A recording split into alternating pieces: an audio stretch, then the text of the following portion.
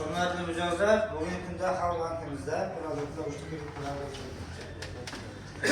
kunda tadbirkorlikka jalb qilishga Prezident sonli 312 son qaror bo'yicha 100 million so'mgacha $5 aylanma mablag' uchun yoki asosiy boshqaruv uchun pul tushirish bilan ko'tarishadi. 300 million so'mgacha, ya'ni zalog bilan 100 million so'm $5 bo'lsa 200 million so'mga zalogga qo'shib beriladi. 300 million so'm o'xshamaydi.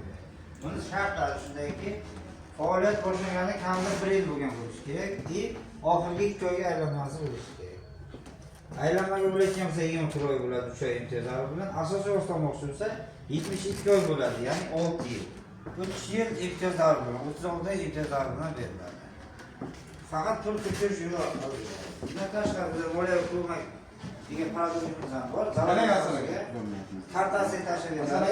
Mijozli plastik kartasiga 100 million so'mgacha zarar ko'rsatishga, ya'ni MCJ oilaviy korxona bo'layotgan 300 million so'mgacha zarar ko'rsatishga.